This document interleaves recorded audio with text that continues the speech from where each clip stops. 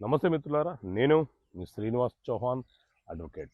మిత్రులారా, హిందూ మతంలో నుంచి వేరే మతంలోకి మార్పిడి జరిగితే ఆ వ్యక్తులకు తల్లిదండ్రుల వారసత్వపు ఆస్తిలో వాటాను కోరే హక్కు ఉంటుందా? చట్టం ఏం చెప్తుంది? సో మిత్రులారా, మన దేశంలో హిందూ వారసత్వపు చట్టం 1956 అమల్లో ఉన్నది. ఈ చట్టం మన భారతదేశం మొత్తానికి అప్లికేబుల్ అవుతుంది, వర్తిస్తుంది.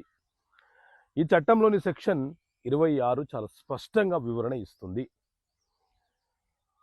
ఒక తండ్రికి జన్మించిన వారసులలో ఎవరైనా ఒక వారసుడు హిందూ మతంలో నుంచి వేరొక మతంలోకి మార్పిడి జరిగితే, వేరొక మతంలోకి వెళ్ళిపోతే, ఆ వారసుడికి, అతని యొక్క పిల్లలకు ఆ తండ్రికి వారసత్వంగా వచ్చినటువంటి ఆస్తిలో వాటా కోరే హక్కు ఉండదు.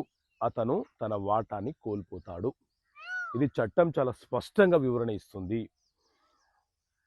మతం మారక ముందు కనుక ఒకవేళ తల్లిదండ్రులు వాటాలుగా పంచినప్పుడు అతనికి ఆ వాటా వచ్చి ఉంటే దాన్ని రద్దుపరచలేము. కానీ మతం మారిన తర్వాత మాత్రము వాటా కోరే హక్కుని కలిగి ఉండడు అని చెప్పి చట్టం చాలా స్పష్టంగా వివరణ ఇస్తుంది.